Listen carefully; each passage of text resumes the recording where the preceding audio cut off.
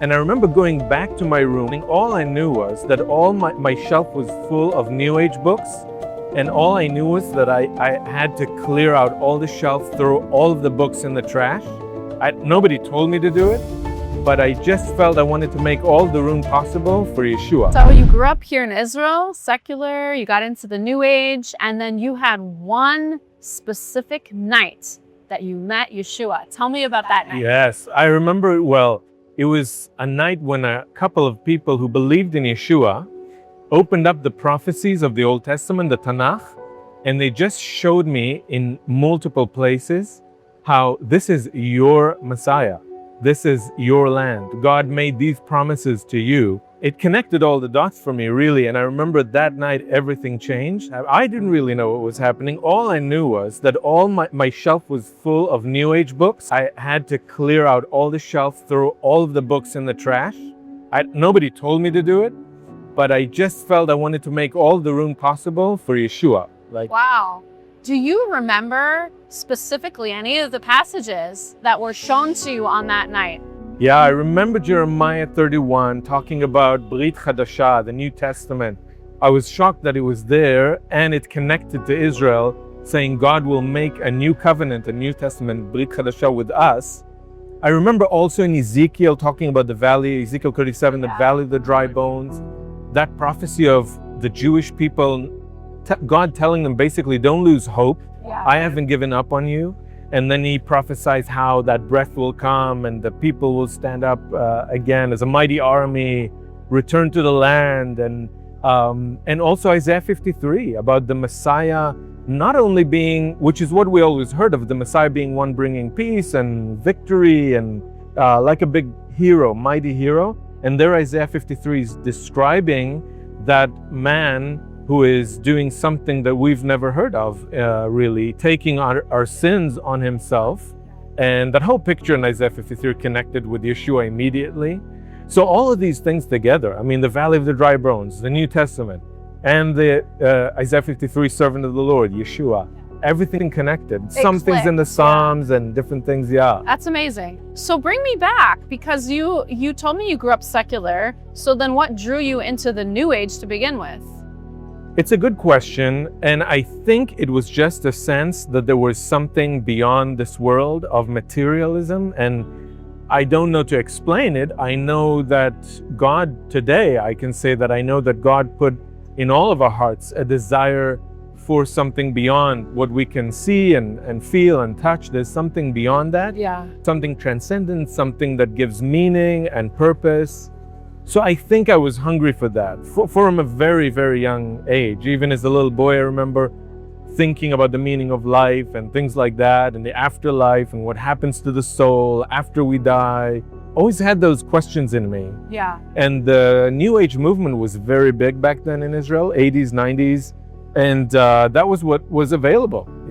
Anywhere you went, you saw books about talking to angels and talking to God and channeling and tarot cards and crystals, and there were meditations and healing. So it was everywhere. And I think that's what was available to me. I think it's like that now, to be honest. Yeah, very similar. That's right. People, they're spiritually hungry.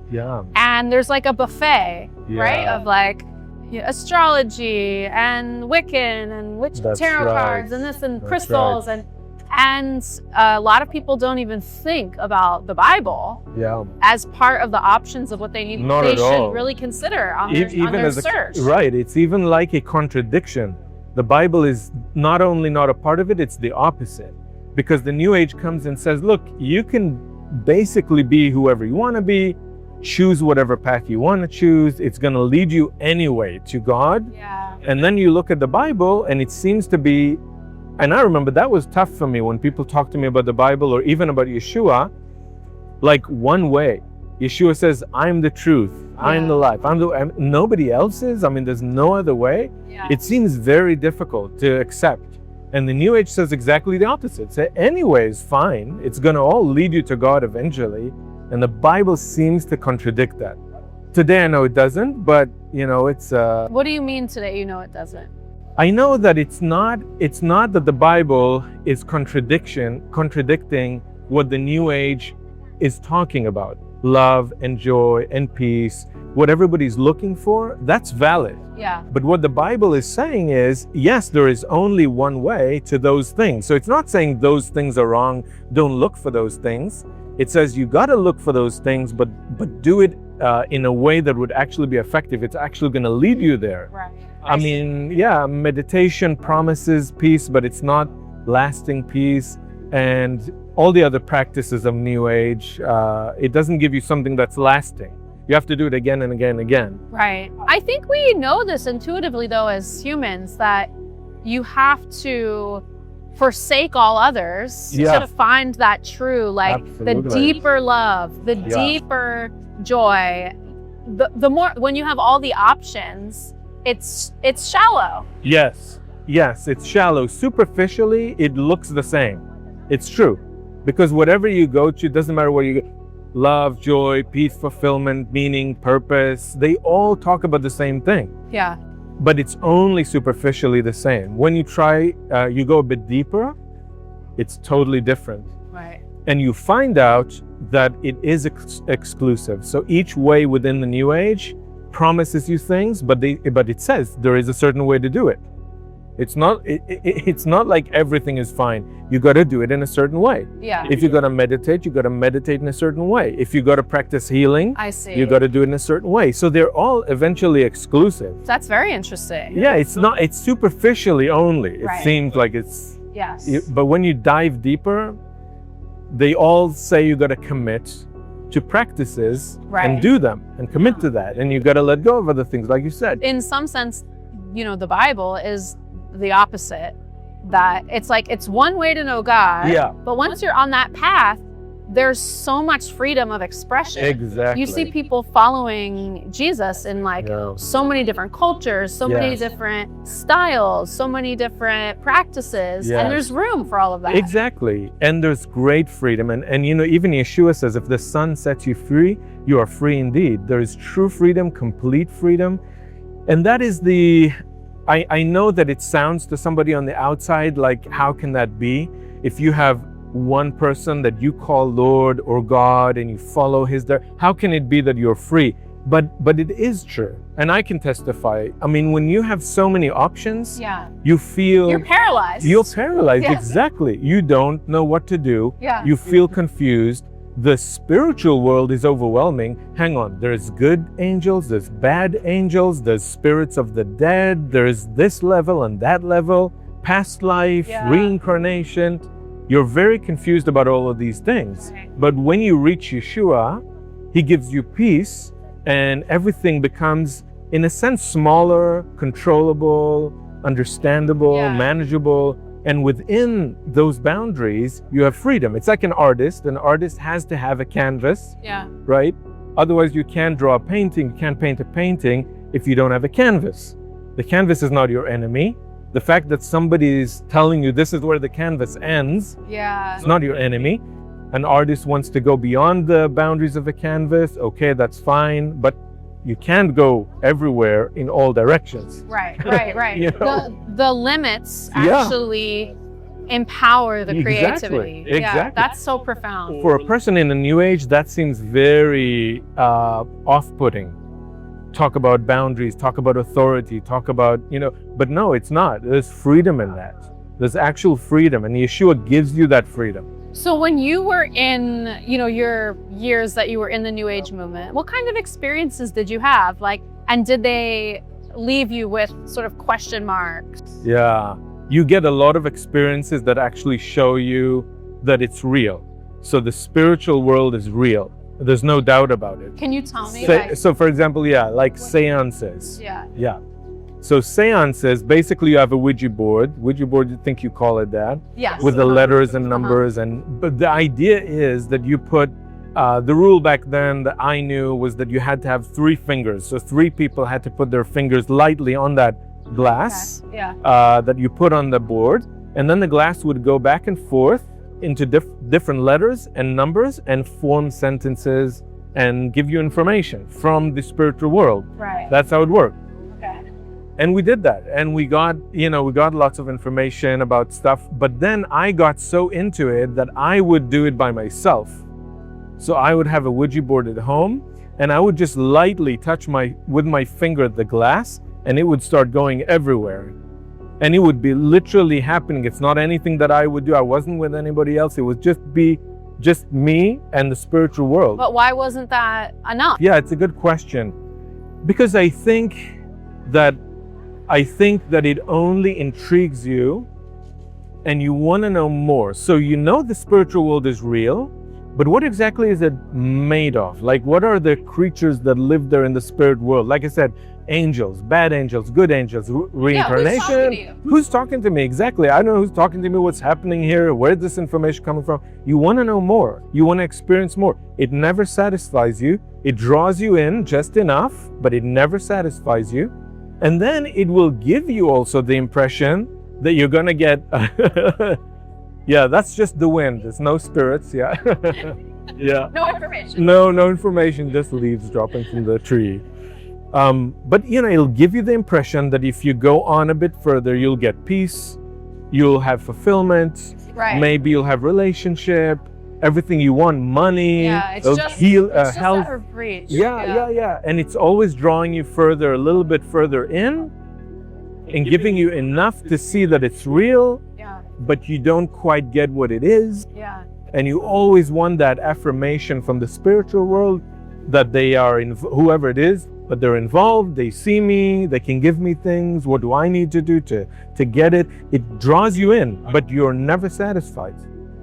So you're constantly in, and it's ironic because the New Age talks about peace, talks about love, talks about joy, but you never get there. Right. Never get there.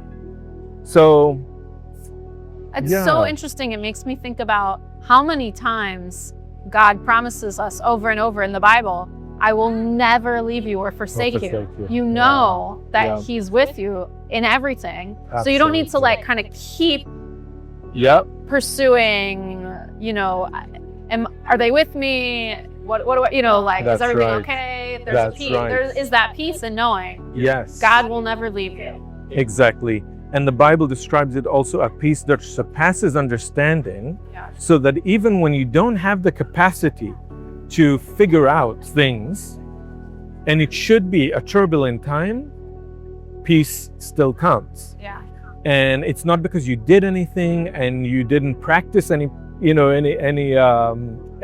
you didn't meditate for a certain amount of time or in a particular way, you didn't light incense, you didn't say a mantra. It surpasses understanding. It comes from another world, from another place outside of your reality, and it takes over. And it's a gift. It's a gift. Yeah.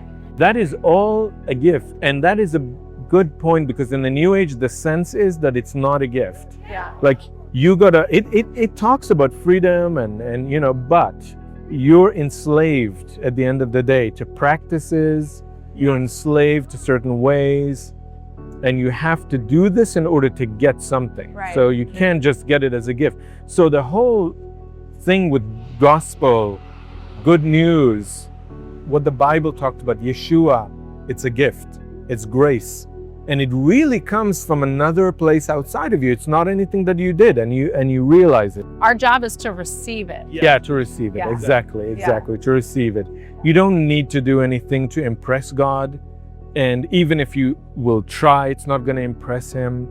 And you find that God is not playing with you. He is not toying with you. He's not giving you pieces of information and just enough to keep you going. He really gives you the real deal. And that would be my recommendation to anyone who really wants to find out more about Yeshua, who maybe comes from this background that I was in or something like that, a spiritual search. That's what I would recommend, is taste and see. That's what the Bible says, taste and see that the Lord is good.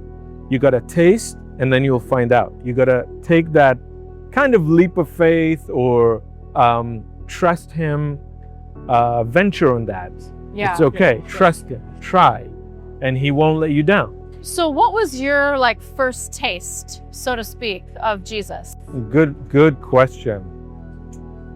It's very hard to put into words, but I think that joy that I felt and peace that I felt after that night when the couple showed me the prophecies and promises of God about Yeshua. And I can't explain exactly in words, but peace and joy came over me. And I remember it was there in the evening. I remember it was there when I got up. It didn't leave me. It wasn't momentary.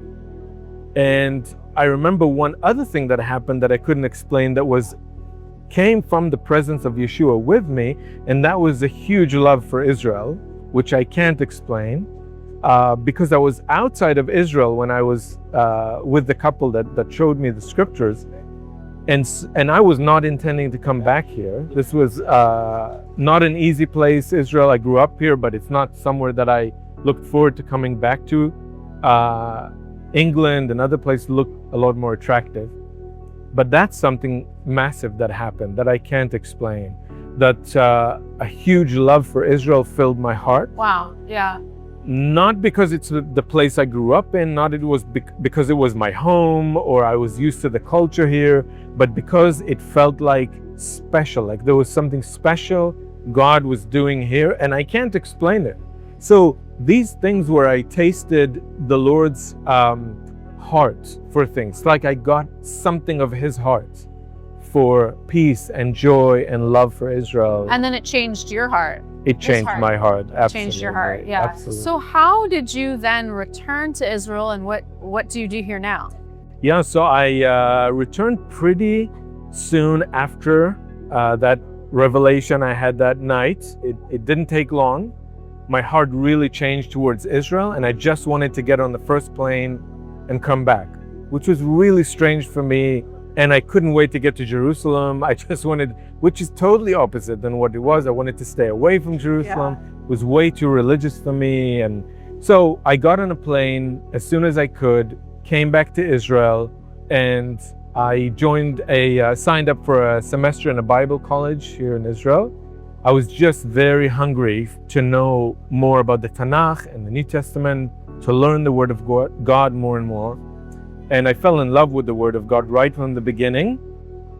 And that was kind of my journey in the years following. So I got some more training, discipleship, Bible college for 4 years, and then studied some more, doing my BA and my MA in Bible.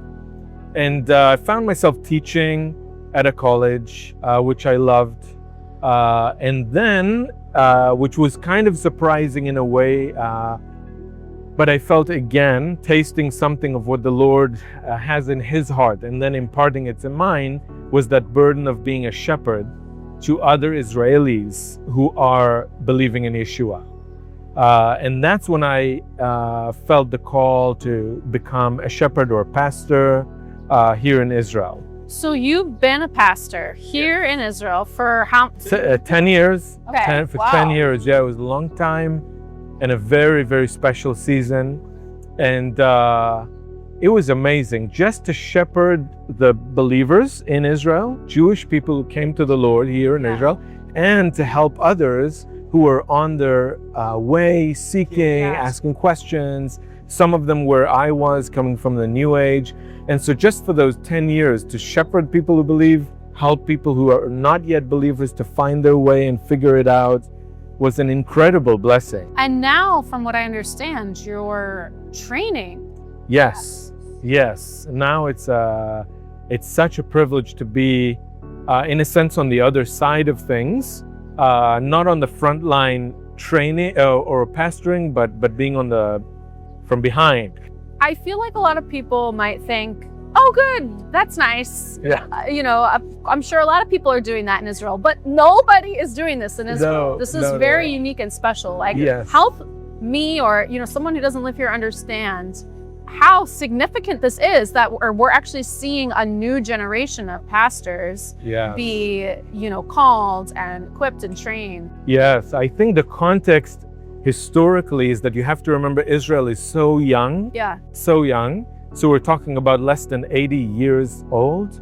And basically from 1948, the Jewish believers in Yeshua in Israel, the amount of them was so small. So 1948, just a couple of people. Yeah, a few people. I know a national youth conference would take place in one little room in somebody's house. That would be the national youth conference from all over Israel. Oh, it's a small country. Exactly, it's a small country.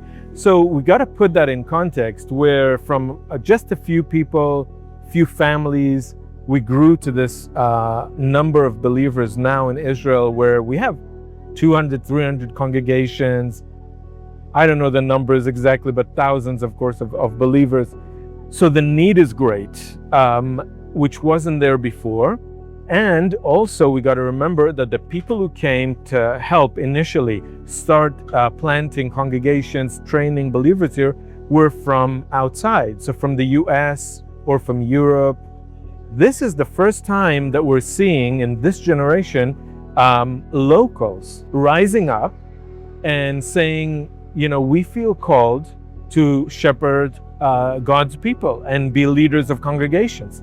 And then for us who have already been pastors, it's our time now as locals who are pastors to train other locals who feel. So this is the first time that this is happening. Yeah. Where locals who have been pastors are training other locals who are called to be pastors. Before that, it was people from the outside, from US, Europe, like I said, who came. So this is very exciting. Yeah. The need is great, and it's a very special time to just see what the Lord is doing here. And when you say God gave you this heart and this love for Israel, and that this was somewhere that he was working in a special way, say more about that, because what is that? Practically, what does that mean? Yeah. When you live inside of a prophecy while it is being fulfilled, in a sense, you don't necessarily realize how special it is. And I think that this is what's happening here. So you need to take a step back, and you need to look through the eyes of the Lord God, through scripture, and then you can interpret this correctly. This is prophecy being fulfilled. I mean, it's not at all a small thing that Jewish people are back in this land after almost 2,000 years of diaspora. We're speaking Hebrew. We're living in the same places that you read about in the Bible. Yeah.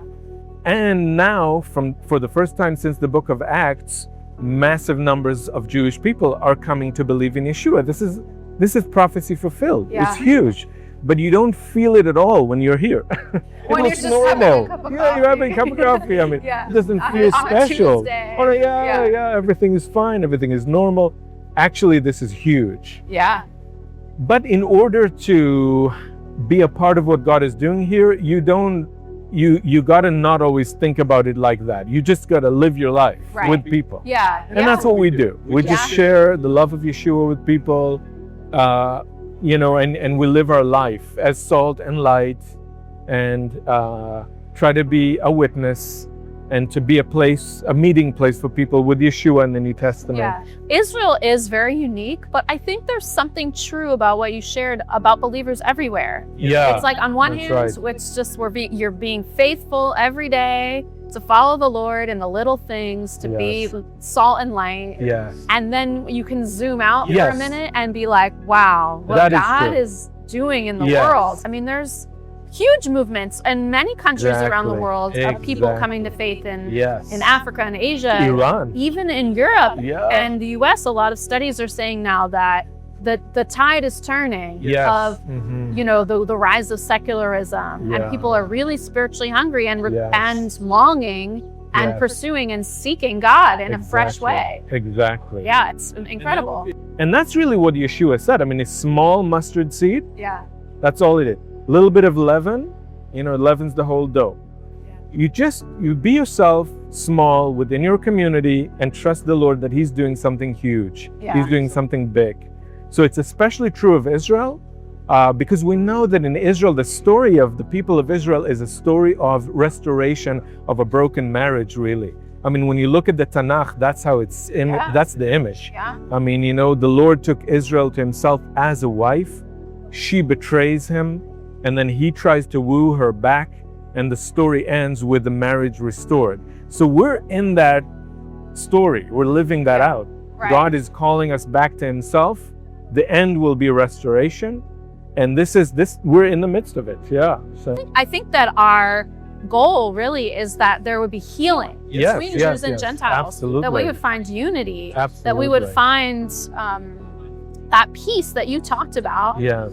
That peace that passes all understanding. Yes. You know, in loving one another. And the one new man, as Paul says. Yeah. Yeah. And even though that it doesn't happen every time, in every historical situation, in every moment, it does. There are glimpses that it is possible. There are. And that's our hope. And we even see it in the congregations here in Israel. Jewish and non-Jewish believers, one in the Messiah, one in Yeshua. And it's beautiful. And it happens, even Arabs and Jews, one in Messiah. That's amazing. It's beautiful. It does happen. And like you said, the goal is healing. There's no point in accusation, pointing fingers. That's not fruitful. Right. We own up to history. We acknowledge what happened. Well, that's part of healing. Yeah, it's a part of healing. healing. People have to be able to share how Honestly, they feel. That they've been hurt. Yes. Yeah. Hurt is there. We don't ignore it, but then we move on from there towards healing. And that's right. That's the right thing to do. Yeah. I could just ask you questions all day, and we'll have to have you back it was great. to Thank share you. some more of your experience, your insights. This has been very rich. Thank you. So much for joining us. I really want to encourage people to leave a comment and maybe to take that challenge that you said of just take a taste. You don't have to commit your life yet, to Jesus, to anything. Just take a little taste and see where that brings you. See what God does in your life. And please give this video a thumbs up. And if you're not subscribed to So Be It, we need you to subscribe. It helps us so much to reach more people with the gospel when you like and subscribe. Thank you so much for watching. God bless you guys. Yep.